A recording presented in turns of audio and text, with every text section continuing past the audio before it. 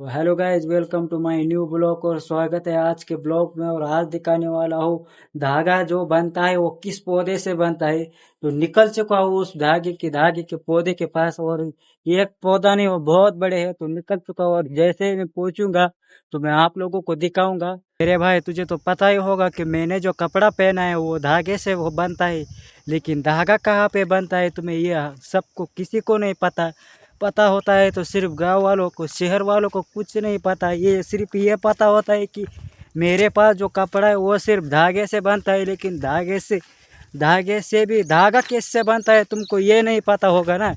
तो भाई मैं आज जा रहा हूँ कि हमारे खेत में धागा तैयार होने के भी ऐसे कुछ पौधे हैं जिससे धागा तैयार होता है। तो भाई ये देख भाई, मेरे जो मेरे पीछे जो सफ़ेद सफ़ेद सा लग रहा है ना, तो इसे बोलते हैं हम लोग रुई बोलते हैं। रुई रुई, ये देखो, रुई बोलते हैं। वह मराठी में कापूस बोलते हैं। ये देख, इससे जो रुई बनती है ना, इस पेड़ से, अरे ये कहाँ गया मैं, ये जो पेड़ दिख रहा है ना तुझे, ये पेड़ इस पेड़ से ये निकलता है और इससे इससे धागा बनता है। लेकिन ये जो पेड़ यहाँ तक लाने के लिए हमें क्या क्या करना पड़ता है ये किसी को नहीं पता होगा। तो मैं आज तुमको आज बताने वाला हूँ मेरे ब्लॉग में। तो मेरे भाई, इस पेड़ को यहाँ तक लाने के लिए हमें 6 महीने की ज़रूरत चाहिए। और 6 महीने में उसको क्या चाहिए, क्या क्या खाद डालनी पड़ती है उसको उसको उसके पीछे जो गवत आगे पीछे उगता है उसको भी हमें हटाना पड़ता है। और भी बहुत कुछ करना है। मराठी में बोलते हैं पाड़ी मारने का मतलब इस कापस पे इस रुई पे हल चलाना भी पड़ता है। और भी बहुत कुछ भाई क्या क्या नहीं करना पड़ता 6 महीने। और तब जाके ये जो रुई बनती है और इसके बाद जो धागा बनता है उस धागे से ये कपड़े बनते हैं कलर कलर के। ये तो आपको हर किसी को पता होगा कि ये जो शर्ट है वो धागे से बना है, लेकिन धागा कहाँ पे बना है वो किसी को नहीं पता होगा। तो इसीलिए मैं बोल रहा था कि वो जो पेड़ है ना, वो पेड़ ही हमें उगाते हैं, लेकिन उस पेड़ की क्या कीमत है पता है? उस पेड़ की कोई कीमत नहीं। किसान की ही कीमत नहीं तो पेड़ की क्या क्या कीमत आएगी? हाँ, तो ऐसा इसलिए कह रहा हूँ क्योंकि हमारे पास उस पेड़ की कोई कीमत नहीं। हमारा काम है सिर्फ उगाओ और हमारे पेड़ की कीमत भी दूसरा ही लोग हर ठीक से मतलब ये करते हैं, बनाते हैं हमारे माल का भाव। तो भाई ये होता है, ऐसी होती है किसान की ज़िंदगी। किसान की ज़िंदगी सिर्फ और सिर्फ उगाओ और दूसरे पर निर्भर रहो। हमारे माल का भाव भी हमसे नहीं मिलता कि हम डिसाइड नहीं कर सकते, वो भी दूसरे लोग आकर डिसाइड करते हैं हमारे माल का भाव। और भाई बहुत बुरा लगता है जब हमारे माल का भाव जब दूसरा डिसाइड करता है। तो इतना बुरा लगता है ना कि ऐसा लगता है कि खेती ही छोड़ देनी चाहिए, क्यों? पर नहीं छोड़ सकते, क्या करें? अगर हमने किसानों ने खेती करना छोड़ दी तो भाई शहर वालों का, गांव वालों का, जो इनके पास खेती नहीं उनका कौन पेट भरेगा? हाँ, हमारे अनाज का कोई दाम नहीं भाई। हमारे अनाज का क्या पता है तुमको? बाजरी पता होगी ना, बाजरी ज्वारी, उनका क्या रेट चलता है पता है? 2,000 रुपये कुंटल। और उसको उगाने के लिए हमें 6 महीने मेहनत करती है, पानी देना पड़ता है, खाद डालना पड़ता है, हल चलाना पड़ता है। और हल चलाने के बाद क्या क्या नहीं करना पड़ता। और बस इतनी 6 महीने मेहनत करने के बाद हमें क्या मिल रहा है मार्केट में भाव? 3 और 6,000 रुपये कुंटल। 2-3 हज़ार रुपये कुंटल वो मैं मुझसे गलती से निकल गया। और 4 और 5 हज़ार रुपये का कुंटल भाव ये रुई का है। तो क्या करे भाई, किसान की ज़िंदगी ऐसी ही होती है।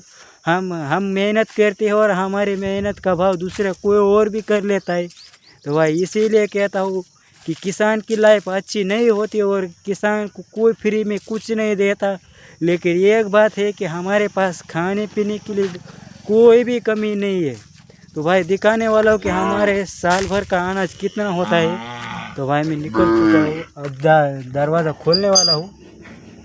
ये देखो, इस तरह का दरवाज़ा होता है पीला कलर का। और मेरे ऊपर जो धूप आ रही है वो देखो भाई। तो निकल अंदर आ चुका हूँ तुरंत ली। इसके बाद और थोड़ा इस दरवाजे को थोड़ा ठीक से करता हूँ।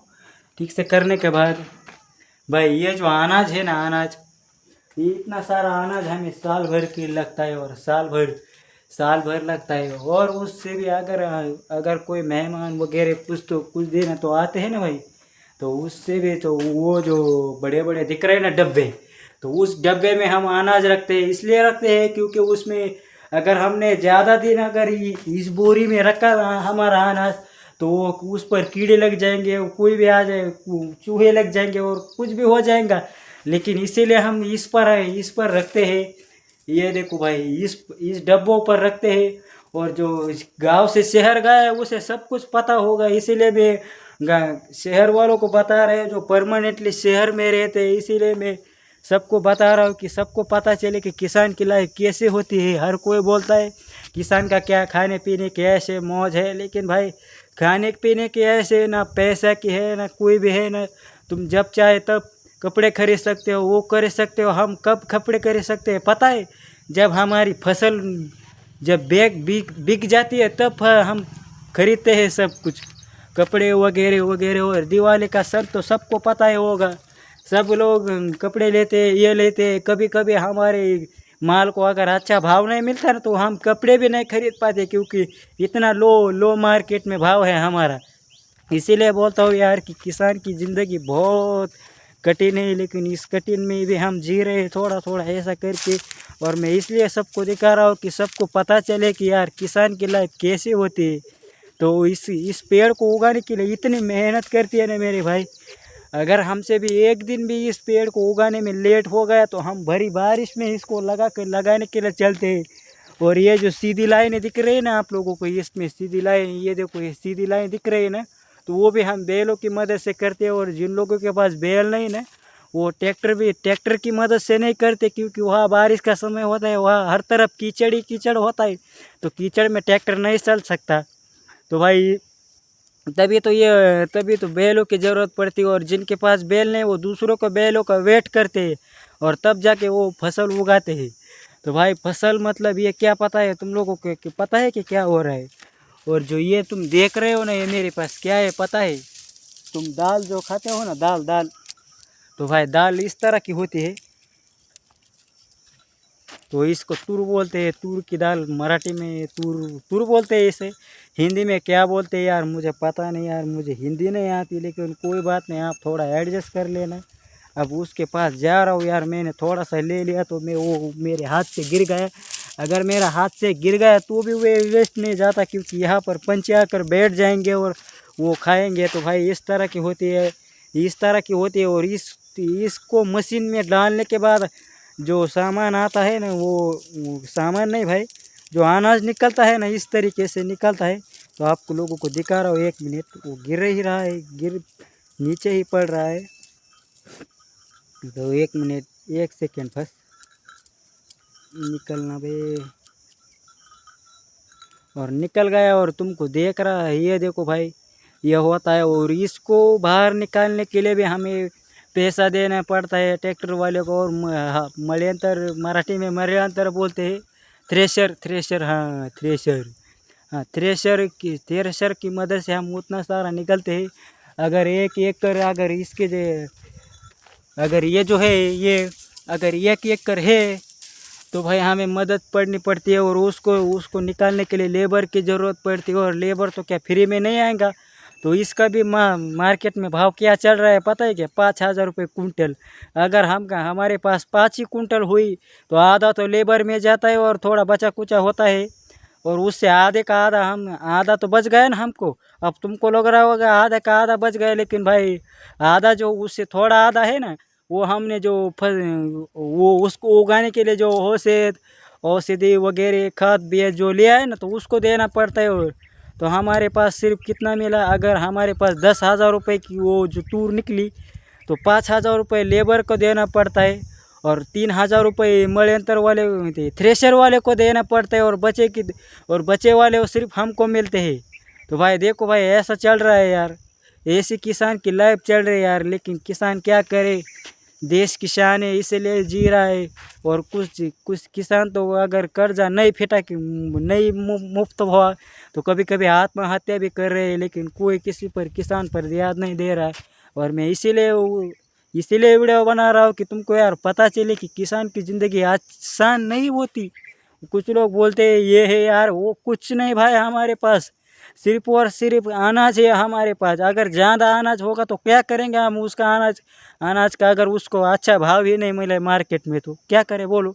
हाँ भाई यार, इतना सहन करने के बाद हमारे पास बचा कुछ आता है और हम कुछ ठीक से कुछ खरीद भी नहीं पाते। अगर खरीदने की कोशिश भी जो की ना हमने, तो हम सस्ता ही खरीद लेते हैं, क्योंकि हमारे पास पैसे ही नहीं बचते।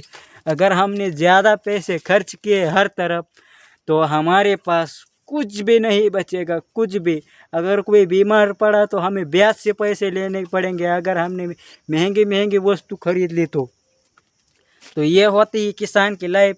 और भी बहुत कठिन है किसान की लाइफ की, लेकिन मेरे को अभी इतना ही टाइम मिला था वीडियो बनाने के लिए, तो आज के लिए मैं सिर्फ इतना बता सकता हूँ। और अगले वीडियो में आप क्या देखना चाहते हो, किसान के पास क्या है, क्या देखना चाहते हो, मुझे कमेंट करो और मैं आपको तुरंत बता दूंगा। और आपने कहा और मैंने नहीं किया, वो ऐसा कभी हो ही नहीं सकता। आज के लिए इतना ही, सभी लोगों के लिए बाय, और मिलते हैं अगले ब्लॉग में।